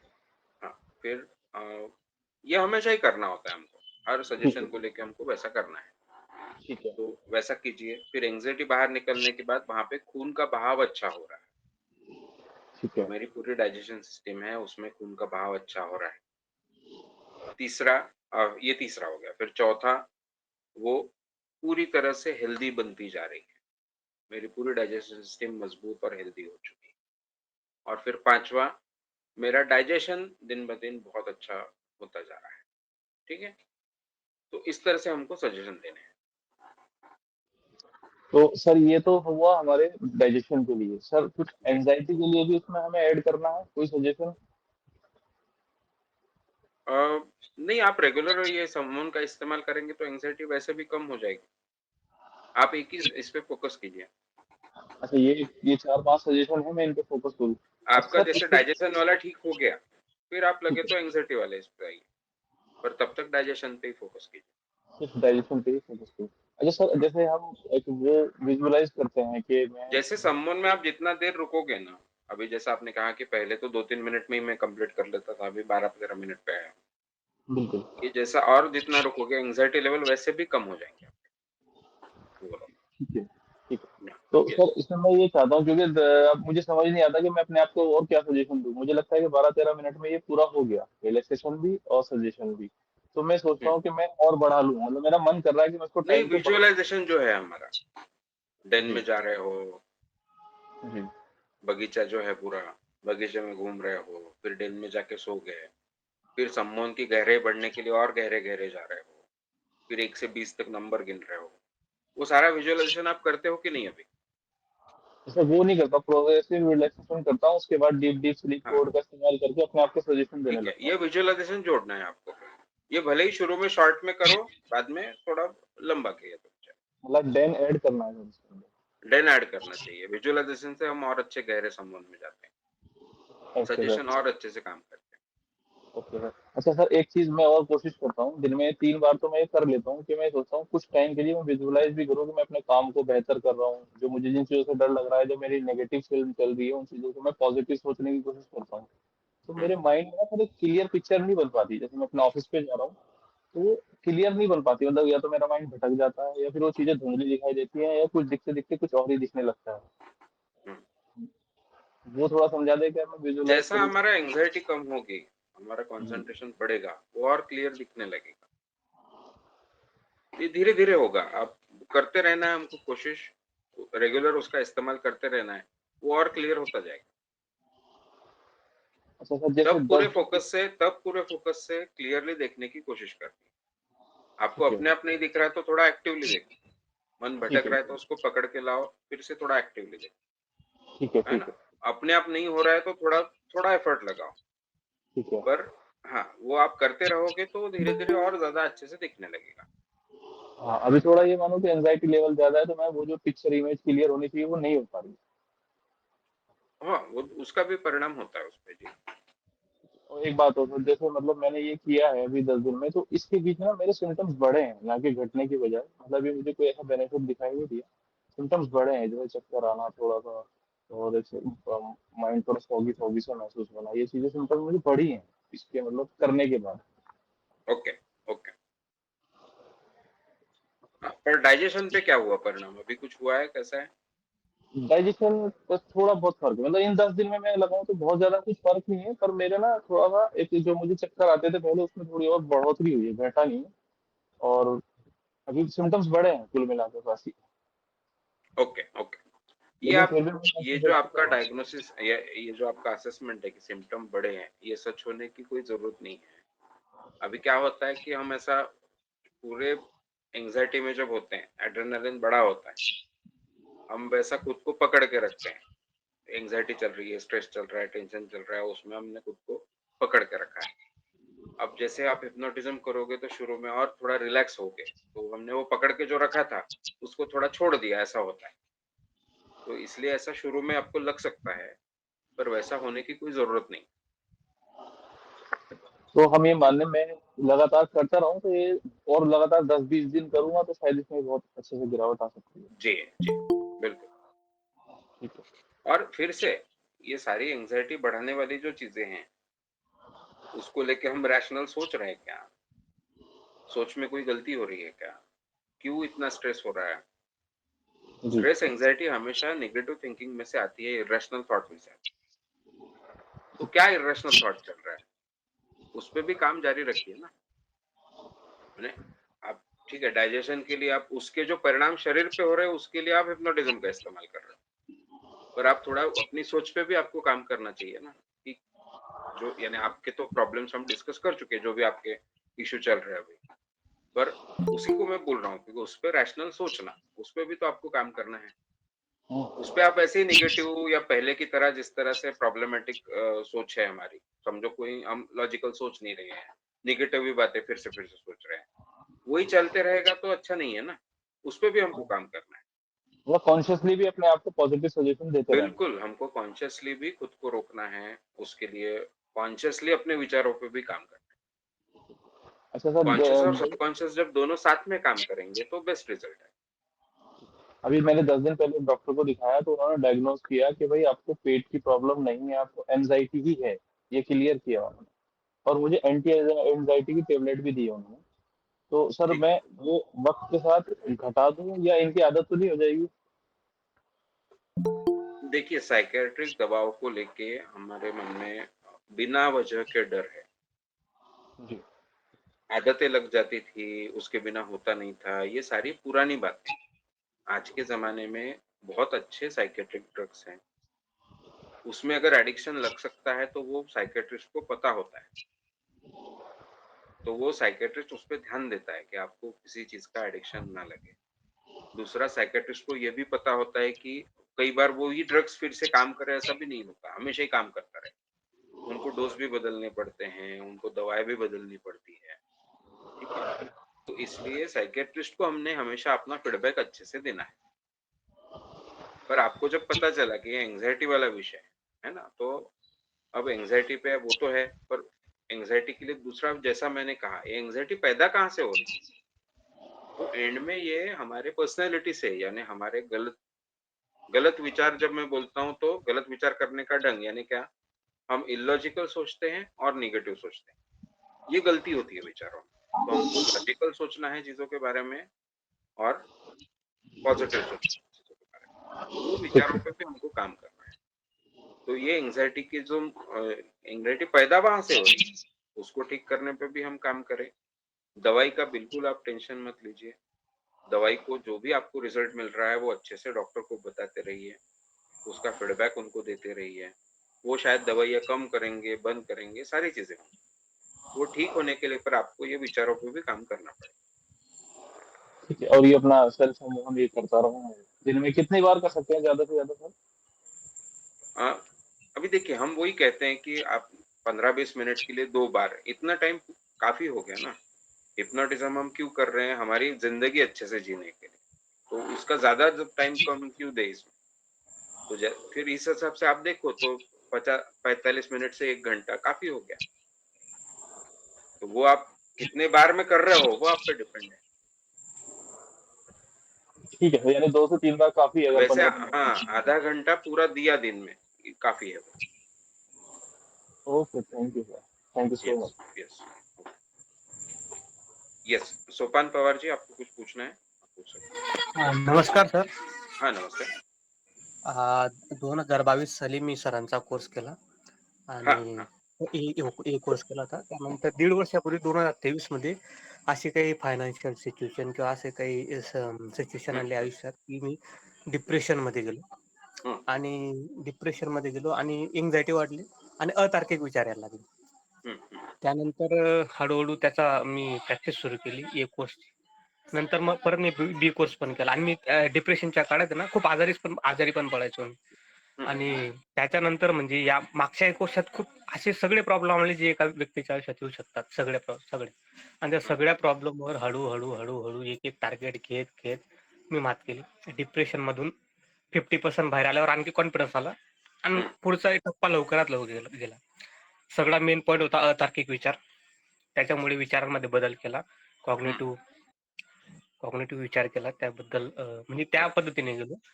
हं, आणि आता आता असं आहे की अ, मी तिथून बाहेर आलेलो आहे आणि मी खूप आनंदी पण आहे. कारण त्यामुळेच मी रॅशनल विचार पण करायला लागलो. आधी एकदम इमोशनल होतो, काय नाही.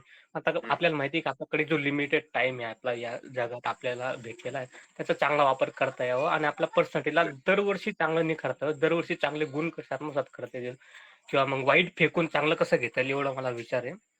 आणि पण बरोबर. आता जेव्हा मी हिप्नोसिसमध्ये जातो, तर हं, म्हणजे मी त्या डेनमध्ये न जाता मी विदिन द काही 15 सेकंदातच चालला जातो. म्हणजे मी हं, लगेच ते चालला जातो.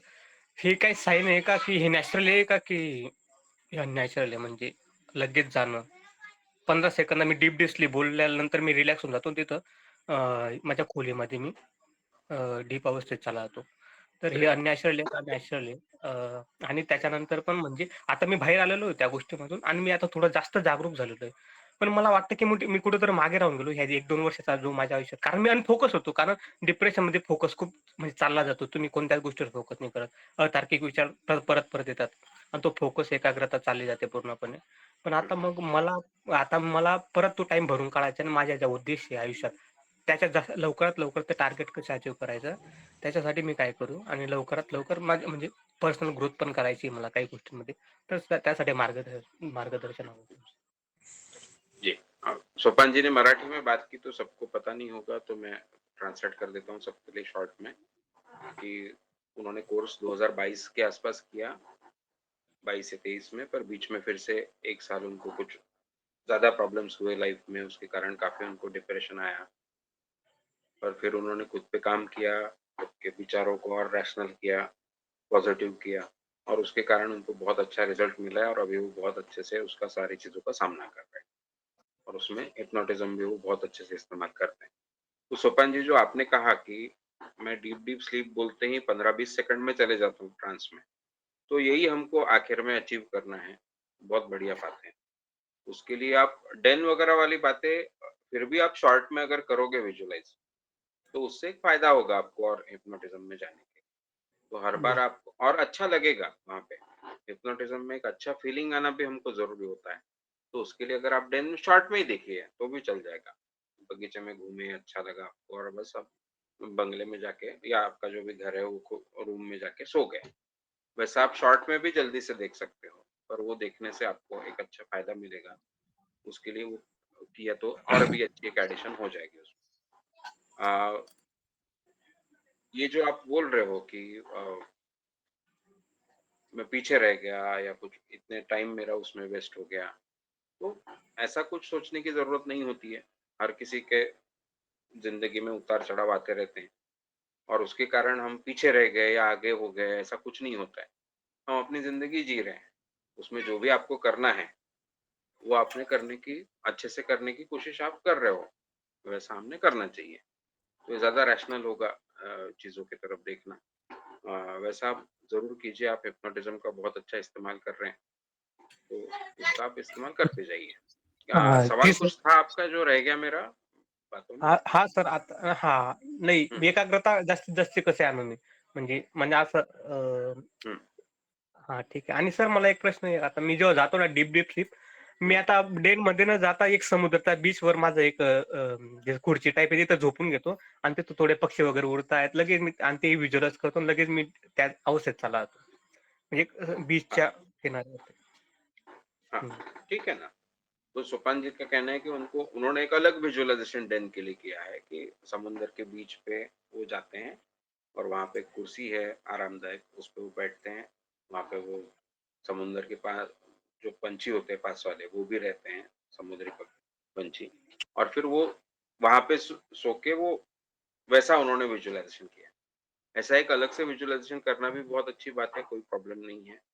पर जैसा हम हमेशा बोलते हैं कि आप भी कोई दूसरे भी बना सकते हैं ऐसा कोई विजुअलाइज़ेशन, पर उस वो डेन में क्या नहीं करना है, उसको लेके आपके नोट्स में कोर्से के लिखा हुआ है अच्छे से, कि दूसरे लोग वहाँ पे नहीं हमने इमेजिन करने हैं। अ, ये ध्यान हमको रखना है और बाकी किसी और को अलाउड भी नहीं है वहाँ पे आना, इस तरह की जगह हमने इमेजिन करनी है और ये ऐसा एक सुंदर विजुअल हमने बनाया तो चलेगा, पर वो एक बना के हमने वो कुछ दिनों तक उसी को हमने जारी रखना चाहिए। यानी रोज़ के रोज़ हम नया विजुअलाइज़ कर रहे हैं ऐसा हमको डेन के बारे में नहीं करना है। एक विजुअल तय करके उसे हमको रेगुलरली करना है। फिर 3-4 महीने हो गए, 5 महीने हो गए, अभी मैं और बदलना चाहता हूँ, दूसरा कुछ बनाना चाहता हूँ, वो चल जाएगा। क्योंकि रोज़ के रोज़ अगर आप डेन बदलते रहे तो वहीं पे उसी पे हमारा ध्यान जाता है, उसी में हमारा वक़्त चला जाता है। ठीक है? और जो उसका रिज़ल्ट मिलना चाहिए वो हमको उतना नहीं ठीक है। आणि आणखी एक सर म्हणजे मी खूप आजारी पडायचो. मी सांगितलं की खूप आजारी पडायचो. जेवढ्या मला सर मागच्या 1-1.5 वर्ष म्हणजे 1 वर्षापासून कोणताच मेडिकल खर्च लागला नाही आणि ते सगळं चाललं गेलं. हे पण बरं, पूर्ण होतं. पूर्ण बरं. काय अँक्झायटी चालली गेली, अँक्झायटी स्ट्रेस चालली गेली आणि कोर्स बी मध्ये जे काही शिकलो इम्युन सिस्टम कशी काम करते हं, आणि सजेशनद्वारे कशा अँक्झायटी कमी झाल्यावर कशी इम्युनिटी चांगली काम करते. मी घरच्यांना पण तेच सांगितलं आणि त्याच्यामुळे माझ्या आयुष्यात खूप चांगला पॉझिटिव्ह बदल झाला. म्हणजे असं खूपच वायफळ खर्च करायचा, की की तो डॉक्टरांकडे जायचा त्याचा काही उपयोग नव्हता आणि तो पण माझा पूर्णपणे बंद झालेला आहे. हा पण एक मला चांगला पॉझिटिव्ह ग्रेट. भेटला आणि यासाठी मी आपल्या पूर्ण टीमचं धन्यवाद व्यक्त करतोय. कारण थँक कारण जर नसतं तर माझ्यासारखे कितीतरी मुलं लोक आहेत ते म्हणजे दिशाहीन राहतात. चांगले लोक आहेत, पण मग दिशा नसते की त्यांना गायडन्स असतं. मग त्यासाठी ते कुठं जाऊ शकत नाही आणि ऑनलाईनचा पण आपण ते इंजिनियर्सचा पण धन्यवाद करूया, ज्यांनी ऑनलाईन किंवा इंटरनेटची सेवा उपलब्ध करून दिली आणि ते पण विज्ञानाने दिलेलं आहे. कोणत्या बाबा-बुबांनी दिलेली हे पण आपल्याला लक्षात येतं आणि त्याच्यापुढे सायंटिफिक सोच कशी आहे रे हे पण मला याचं पण महत्व लक्षात येतं. बस हेच होतं आणखी जे काही प्रॉब्लेम येतील ते आपण आहातच आपल्यासाठी. हं. त्यासाठी आपण कॉन्टॅक्ट पण करू आपल्याला. Thank you sir. Sure, thank you. Thank you. Yes Lala Rahul ji आपका कोई सवाल है? यहाँ पे है ना नाम लाला राहुल दिख रहा है इसलिए मैं बोल रहा Sorry, हूँ। sorry. Yes, Rahul. हाँ Rahul ji. His name is Lal Lala. How are you, sir? Okay, yes, How are you, sir? एकदम बढ़िया आप बोलिए। हाँ जी। अच्छा, मैं एक कोर्स शुरू किया था बट ओके। बिकॉज मेरा बैक पेन एक्सट्रीम हो रहा था ओके। एंड मैं मतलब एकदम भी स्थिर रह नहीं पा रहा था, तो थोड़ा ब्रेक लिया। बट हाँ, मेरा थोड़ा पढ़ाई लिखाई जो है subconscious mind how it works, इसके ऊपर मेरा पढ़ाई लिखाई लंबा हो चुका था पहले भी, बचपन से ही। तो ओके। कोर्स समझने में कोई तकलीफ नहीं आया, बट ये जो प्रैक्टिस करना, फॉलो करना, because of the physical challenge, वो जो बैक पेन, और मेरा मेजर रीजन ही है, I am a musician too, मैं फ्लूट बजाता हूँ। शॉर्ट टर्म के लिए बजा लेता हूँ, 10 मिनट, 15 मिनट, 20 मिनट बजाने में मेरे को तकलीफ नहीं होता, मुझे उतना तकलीफ नहीं होता, बैक पेन उतना परेशान नहीं करता है। बट लॉन्ग टर्म के लिए इट इज़ वेरी पेनफुल, तो मैं वो उसी को ओवरकम करने के लिए ये प्रैक्टिस करना चाहता हूँ। बट अनफॉर्चुनेटली जो जिस टाइम मैं शुरू किया था, मैं कंटिन्यूएशन नहीं कर पा रहा हूँ। तो ये सिचुएशन को कैसे डील करें? व्हेन बैक पेन, इट्स मतलब सोए-सोए भी पेन होता है, बहुत ज़्यादा हो जाता है कभी-कभार पेन, बट इसको कैसे डील करूँगा? ठीक है। अब जैसे पेन क्यों होता है? पेन क्या होता है? मेरा 2-3 अलग-अलग प्रॉब्लम हुआ है। एक बार सर्वाइकल स्पाइन डिजेनरेशन हुआ है 2020 में, because of vitamin D deficiencies, and मैं ट्रैवल ओके। करता था बहुत ज़्यादा। हुँ। एंड देन थोड़ा वो ठीक हुआ through chiropractic treatment and rehabilitation, बहुत खेल-कूद करके। हुँ। And then the next thing हुआ थोड़ा सिक का भी degeneration and muscle weak stiffness के कारण, बैक मतलब थोड़ा सिक एरिया में, जो मतलब अपर बैक में, below the neck but upper back. तो ओके। अभी क्या है कि मैं थोड़ा लॉन्ग बैठ के काम करता हूँ कभी-कभार, और जो हो चुका है उसको रिवर्ट करना मुश्किल है। मतलब हुँ। आप समझ सकते हो कि हाँ, अगर रनिंग करता हूँ तो that is the only best pain relief I feel, like I run sometime, but always नहीं हो पाता है। तो रनिंग अगर 10 दिन रन करूँ, then I will have zero pain at all, like कोई पेन नहीं रहता है मेरा। बट वो वापस आ जाता है, क्योंकि that is not a sustainable way of dealing with it.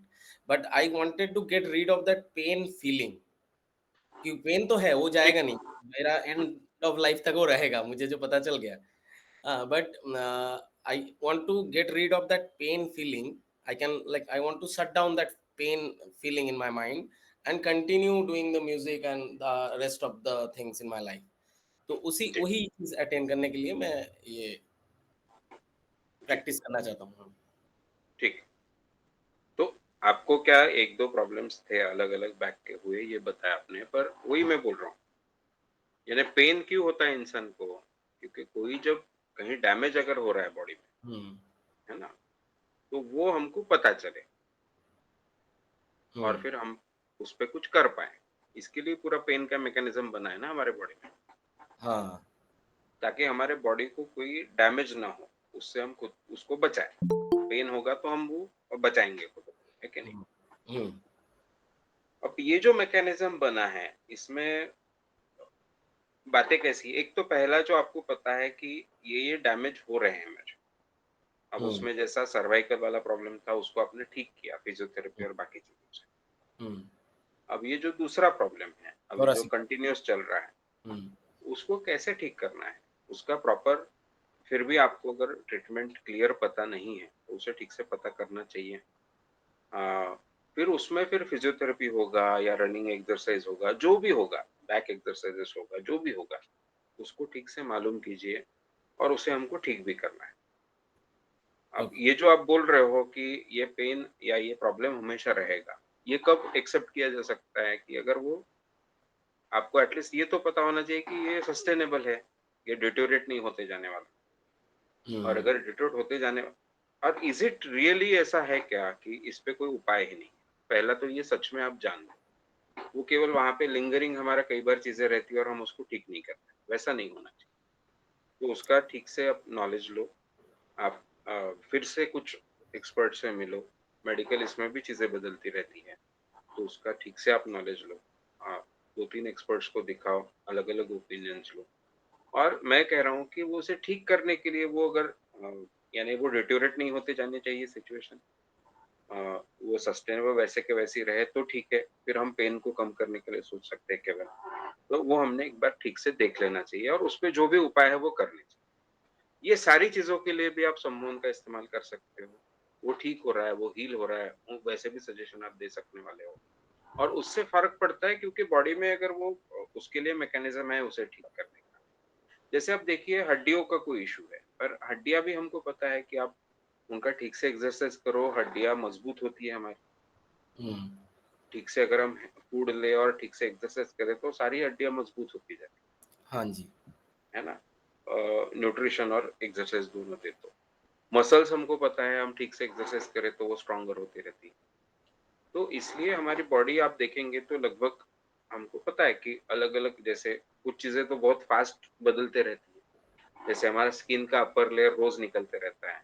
हमारे स्टमक का पूरा अंदर अंदर का लाइनिंग 3 दिन में पूरा नया बदल जाता है। तो हमारी बॉडी कोई ऐसी स्टेडी चीज़ नहीं है ना, वो कुछ सेल मरते हैं, उसकी जगह दूसरे सेल आते रहते हैं। तो इसलिए उसमें खुद को ठीक करने के कई मैकेनिज़म्स हैं। उसको हम सजेशन देने से उस पे अच्छे रिज़ल्ट आते हैं। तो ये सारी चीज़ें हमको पता है।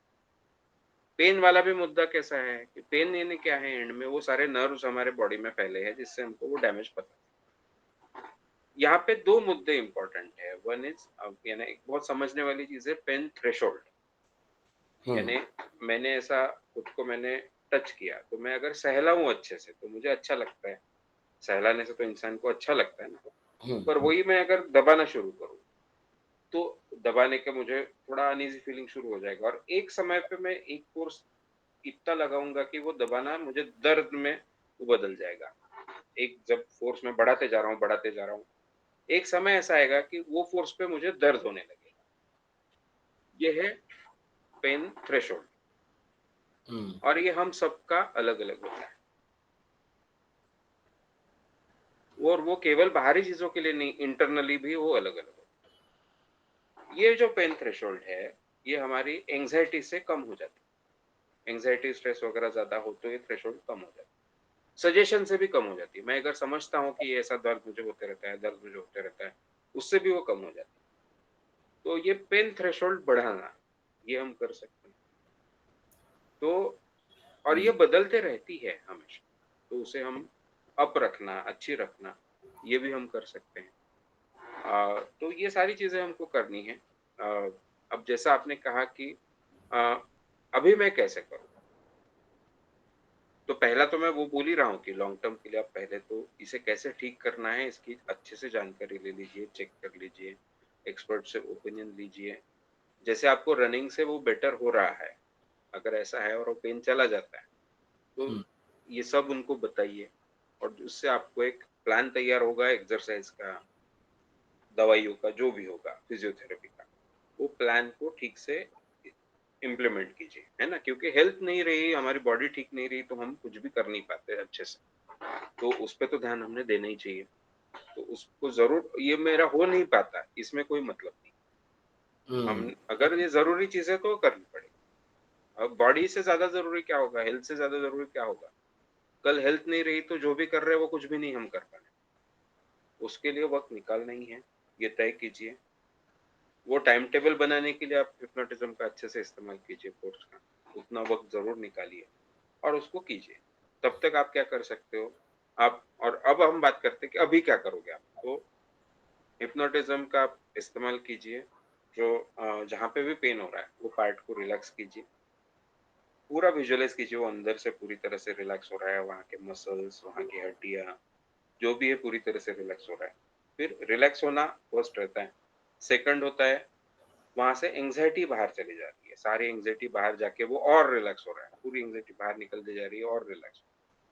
फिर तीसरा हमको वहाँ पे खून का बहाव अच्छा हो रहा है। अब खून का बहाव हम बदल नहीं सकते, ये बेस्ट विजुअलाइज़ेशन है आपको और फ़ोकस करने के लिए उन सारी जगहों पे। तो वहाँ पे और खून का बहाव बढ़ता जा रहा है, आपको कई बार वो फ़ील भी होगा। फिर आप वहाँ पे वार्म फ़ील कर रहे हो, ऐसा भी कुछ बोल सकते हो, उससे भी आपको वो फ़ील होगा। फिर वो पूरी तरह से क्योर होता जा रहा है, हेल्दी होता जा रहा है।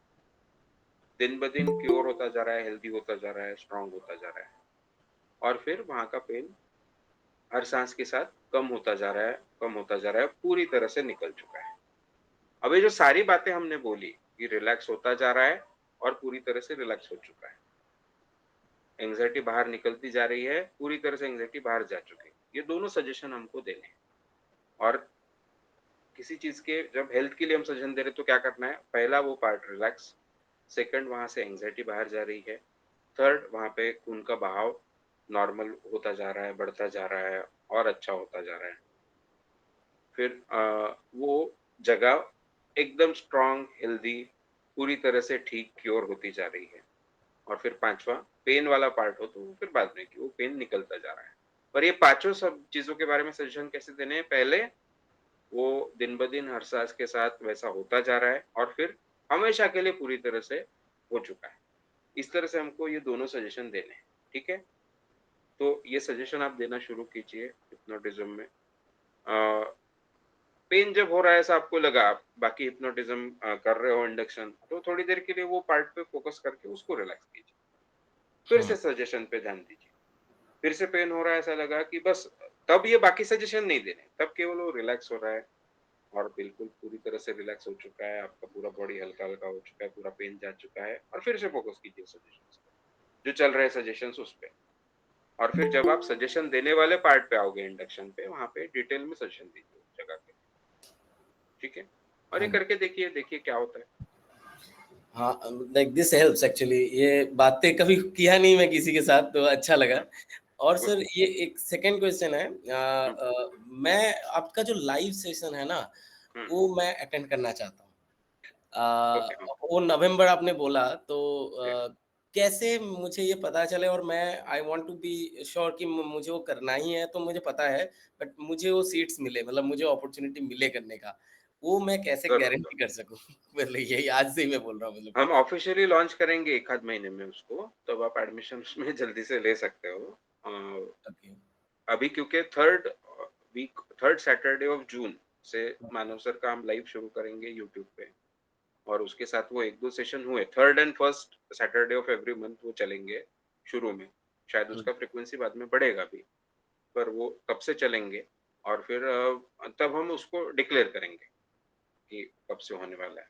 तो लोनावला में एक वागद करके पूरा एक अच्छी जगह है जहाँ पे रूम्स हैं अच्छे से रहने के लिए 100 लोगों के लिए और हॉल भी है। तो वो पूरा और वहाँ पे खाने-वाने का पूरा वहाँ पे सिस्टम होता है। तो एक आपका उसका रेंट, खाने का, रहने का वगैरह वो अलग से और हमारा फीस ऐसा अलग से हम दोनों डिक्लेयर करेंगे। वो आप तब भर के उसमें एडमिशन ले पाएँ। वो कितना दिन का रहेगा, या हर एक कोर्स का अलग-अलग रहेगा? 4 दिन का कोर्स, एक का हम 4 दिन का हुँ, रखेंगे उसमें 3 सेशन रहेंगे। सेशंस हम वीडियो में ही चलाएँगे, पर सब क्वेश्चन आंसर के लिए मानव सर आपके साथ में मौजूद रहेंगे एवरीडे। हुँ। उसके एक्चुअली अलावा मानव सर कुछ सेशन लेने लेंगे तो वो उन्होंने अभी तक तय नहीं किया है, वो बताया नहीं है। सर रीज़न ये यही रहे है कि मानव सर से मिलना, क्योंकि आई एम आल्सो जी, एन एथीस्ट। जी। I am also a rationalist brother, मतलब जो ग्रेट, जिस ग्रेट। और मानव सर और दावलकर सर दोनों ने ही मुझे बहुत इंस्पायर किया है। तो वो जी, एक रीज़न है उनसे मिलना, और जी। ऑब्वियसली मुझे ये करना। तो शुक्रिया सर। मैं और ये नेक्स्ट सेशन आपका कब मिलेगा? ये तो हम रेगुलर करने की कोशिश करेंगे हर हफ्ते। ओके, मैं फर्स्ट टाइम अटेंड कर पाया आज। ठीक है ओके, सर, ओके। कोशिश करेंगे उसका नेक्स्ट। नोटिफ़िकेशन आप 1 दिन पहले हम डालते हैं आपके ग्रुप पे, जो कोर्स का आपका ग्रुप है उसमें बने रहिए। ओके, शुक्रिया सर। यस, बहुत-बहुत शुक्रिया। Sure, sure. Thank you. Yes, और कोई सवाल हो तो मैं चैट में से लेता हूँ, कुछ हो तो नहीं तो आप पूछ सकते हैं। हाँ, एक सवाल है कल्याण जी का। आपका जो एक ऐप था गूगल पे, उसपे से मैंने कोर्स किया था मैं, पर वो अभी ऐप नहीं मिल रहा है। जो ऐप वो हमने एक थर्ड पार्टी के थ्रू वो चलाते थे, तो वो बहुत फीस उन्होंने बढ़ा दी बिना वजह की और फिर ऐसा भी हो रहा है कि कोर्स वो पूरा कंट्रोल उनके पास उसका जा रहा है और ऐप से कोई एडिशनल हमको बहुत ज़्यादा फ़ायदे नहीं हो रहे थे। तो फिर वो इतना फीस उनको देना है तो फिर कोर्स की फीस वो ऐप चलाने के लिए बढ़ाना हमको सही नहीं लगा। इसलिए हम अभी वेबसाइट से वो सारा आपको दे रहे हैं कोर्सेज़। तो ये वेबसाइट का भी रिकंस्ट्रक्शन चल रहा है तो वो और ज़्यादा अच्छे से आपको मिलता रहेगा। पर मेन जो चीज़ है कोर्स की कि जो नोट्स हैं और वीडियोज़ हैं, उसका एक्सेस आपको मिल जाता है। बाकी चीज़ों के लिए हम व्हाट्सएप का इस्तेमाल कोऑर्डिनेशन के लिए करते ही हैं आपके साथ में। तो वैसे देखा जाए तो वो वैसा हम भी कोर्स चला रहे हैं, उसको थोड़ा बदलते जाएँगे, पर ऐप हमने इसीलिए बंद किया है।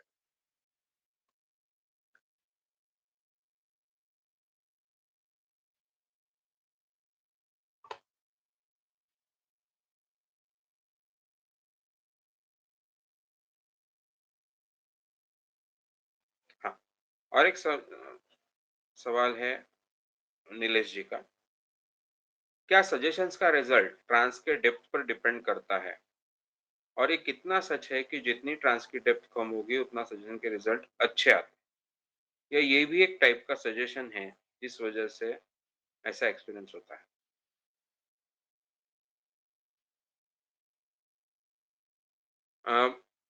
सजेशन में जो ट्रांस का डेप्थ है आपका, और आप उसमें एक बार सजेशन दे रहे हो, तो थोड़ा जल्दी रिजल्ट मिल सकते हैं डेप्थ के कारण। डेप्थ अच्छी है तो रिजल्ट आपको जल्दी मिल गए। अब उसमें भी सजेशन कैसे होते हैं, कुछ सजेशन होते हैं जो हमको सडन उसके रिजल्ट मिलते हैं, जैसे मेरा पेन कम हो रहा है कोई, तो ये सडन रिजल्ट मिल सकता है, ठीक है। पर ये भी देखा गया है कि कुछ लोग जो बहुत डीप ट्रांस में नहीं जाते, पर वो भी सजेस्टिबल बहुत अच्छे होते हैं। यानी ये ऐसा कंपलसरी नहीं है कि डेप्थ ज्यादा अच्छी है तो आप सजेस्टेबल भी उतने ही अच्छे,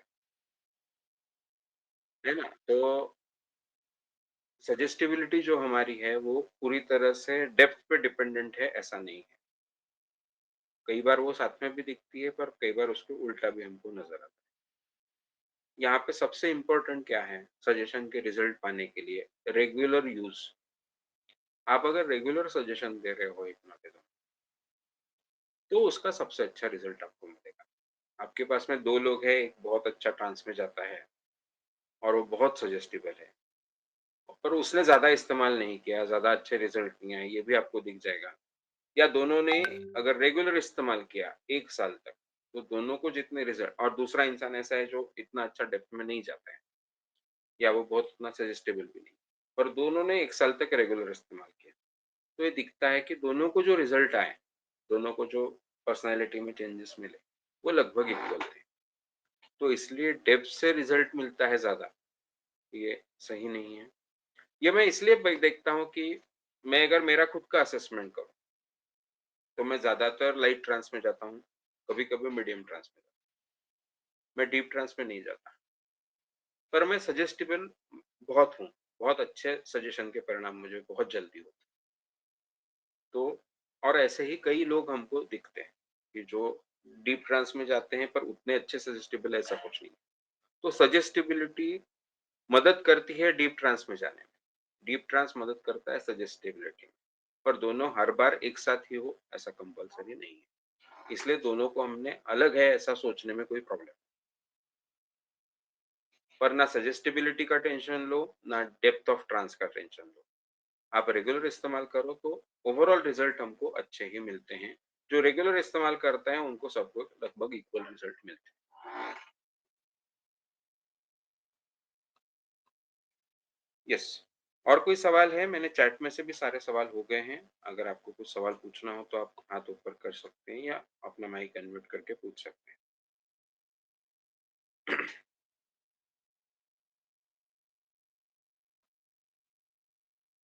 चलिए, मुझे लगता है लगभग सबके सवाल पूरे हो गए हैं। तो दोस्तों ठीक है, अगले हफ्ते हम जरूर मिलेंगे। अप्रैल और मई में 2 महीने बहुत बाहर रहा, कुछ कामों के कारण, तो और ये छुट्टियों का भी समय होता है उसके भी कारण, पर अभी हम ज़्यादा रेगुलरली उसे हम लेने की कोशिश कर रहे हैं। तो हम हर हफ्ता या कम से कम 1 हफ्ता कोई मिस हो गया तो नेक्स्ट हफ्ते तो हम ज़रूर लेंगे। तो रेगुलर आप इस सेशन में आइए। आज का जो सेशन है उसका वीडियो हम आपके यूट्यूब, अभी हमने रिकॉर्ड करके यूट्यूब पे डाल के उसका लिंक हम कल आपके ग्रुप में डाल देंगे। तो आपको वीडियो कैसा लगा उसका ज़रूर वहाँ पे वीडियो में भी आप लिख सकते हैं, या अपने ग्रुप में भी ज़रूर लिखिए, तो जिससे बाकी लोग जो ग्रुप के देखते हैं वो भी वो सेशन में जुड़ेंगे। और ये सारी सेशन में जब जुड़ते हैं तो हम और अच्छा इस्तेमाल इन सारी चीज़ों का अपने लाइफ में कर पाएंगे। तो चलिए दोस्तों, आप सबका इस सेशन में जुड़ने के लिए धन्यवाद। अगले सेशन में मिलते हैं। नोटिफिकेशन आपके ग्रुप में जरूर आएगा। Thank you sir. Thank you. Thank you, sir. See you soon. Thank you. Thank you. Thank you, sir.